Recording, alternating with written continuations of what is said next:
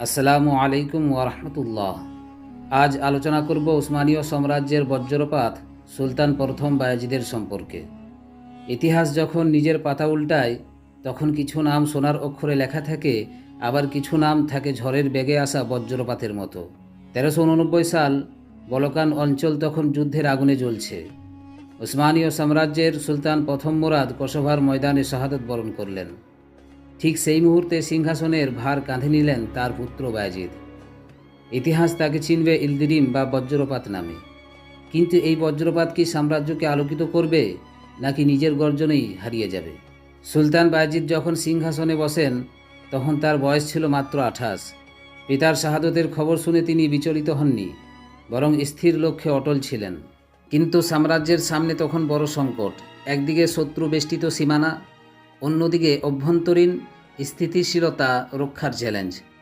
বায়েজিদ জানতেন সিংহাসন মানে কেবল ভোগ নয়, বরং উম্মতের নিরাপত্তার ভার।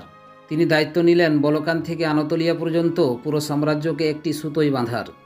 কেন তাকে বজ্রপাত বলা হতো? উত্তরটা লুকিয়ে আছে তার যুদ্ধ কৌশলে। উসমানীয় বাহিনীর মূল শক্তি ছিল তাদের গতি। বায়েজিদ এক প্রান্তের যুদ্ধ শেষ করে কয়েকদিনের মাথায় অন্য প্রান্তে উপস্থিত হতেন। শত্রুরা যখন ভাবত বায়েজিদ এখনও আগের যুদ্ধক্ষেত্রে, তখন তার সেনাবাহিনী এসে পড়ত দুর্গের সামনে। কারামানিদের বিরুদ্ধে যুদ্ধে তার এই বিদ্যুৎ গতি সবাইকে স্তম্ভিত করে দিয়েছিল। তিনি কেবল যোদ্ধা ছিলেন না, ছিলেন একজন দূরদর্শী সেনাপতি। তবে ক্ষমতার লড়াইয়ে সবসময় সব সিদ্ধান্ত সঠিক হয় না। বায়েজিদের জীবনেও এমন কিছু মুহূর্ত ছিল যা ইতিহাসের কঠিন পাঠ। ভাইয়ের সাথে সংঘর্ষ এবং রাজকীয় ক্ষমতার ভারসাম্য রক্ষা করতে গিয়ে তাকে অনেক কঠিন সিদ্ধান্ত নিতে হয়েছে। এখানে একটি ব্যক্তিগত স্পর্শ দরকার। আপনারা যারা ইতিহাস দেখেন তারা কি মনে করেন একজন সুলতানের জন্য নিজের রক্ত বা পরিবারের বিরুদ্ধে ব্যবস্থা নেওয়াটা কতটা কঠিন ছিল?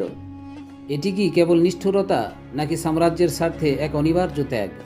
সুলতান প্রথম মুরাদের ইন্তেকালের পরে সুলতান প্রথম বায়েজিদ সিংহাসনে বসার পর থেকে কিন্তু ইউরোপের সিংহাসনগুলো কাঁপতে শুরু করেছে। তারা জোট বাঁধছে উসমানীয়দের বিরুদ্ধে। শুরু হতে যাচ্ছে ইতিহাসের এক বিশাল যুদ্ধের প্রেক্ষাপট নিকোলোপলিস। সেই যুদ্ধে কি বায়েজিদ জয়ী হতে পারবে, নাকি অতিকায় শক্তির মুখে তিনি হার মানবেন? জানতে হলে চোখ রাখুন আমাদের পরবর্তী পর্বে। আজকের ভিডিওটি কেমন লাগলো? বায়েজিদের এই দ্রুত উত্থান নিয়ে আপনার মতামত কী?